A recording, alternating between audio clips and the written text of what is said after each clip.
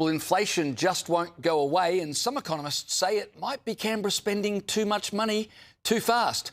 Macro Business Chief Economist Leith Van Onselen says rising government deficits are adding demand to an economy that's already running hot, keeping prices and interest rates higher for longer. And he joins me now. Leith, welcome to the program. Is government spending now the main reason inflation won't come down? Most people are taking that position, aren't they? Yeah, certainly it's a massive driver. So public demand, which is government spending, is tracking at a record high share of GDP outside the pandemic. And most of the jobs and economic growth that's been recorded over the last 3 years has been driven by public spending. So basically, we've got Australia's governments, both state and federal, they're running expansionary budgets into an economy that's experiencing supply constraints. And this excess demand is basically driving up inflation, as reflected, and this is reflected in high administered price inflation. So that's sort of inflation that's set by government or regulated decisions. That was up 7.6% last year.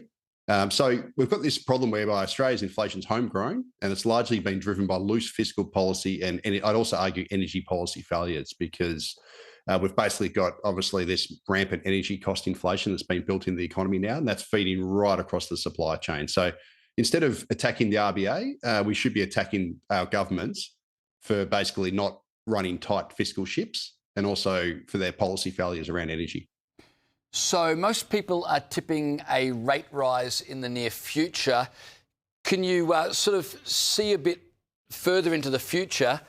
Should people be bracing for higher rates for quite a bit longer? Yeah, I think so. Look, certainly whether we get one or two more rate rises, remains to be seen. But I think we'll get at least one or two. But based on the structure of the economy that we got now, I can't see rates coming down anytime soon after that. And part of that's because of this energy story. So obviously the energy bill subsidies are rolling off, and that means that we'll have this constant upward pressure on inflation for the next year. And then, of course, we've got this ongoing inflation problem with rising gas prices and electricity prices to rise because of the renewable situation, et cetera, and us wanting to close down baseload coal. So we've got this long-term structural energy cost inflation that's going to be built into the economy, which is going to pose a headache for the Reserve Bank. All right, well, speaking of energy, Australia is one of the world's biggest exporters of coal and gas, but we're staring down the barrel of an energy-scarce future.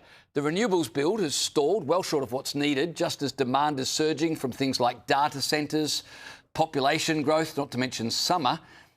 You say we're sleepwalking into an energy Hunger Games, your phrase. I'm not sure whether to be excited or petrified. What do you mean? I think we should all be pretty alarmed. So Australia's population growth is projected to grow by around 50% over the next 40 years. Now, obviously, if we have 13.5 million more households, we're going to need about 50% more energy for those households. It's just basic maths. And at the same time, we're rolling out dozens of data centres that are to be built. They're very energy hungry and water hungry. And we're going to need desalination plants to cope with the growing population and these data centres, which need water and perhaps reduced rainfall. So all those things need a lot of energy.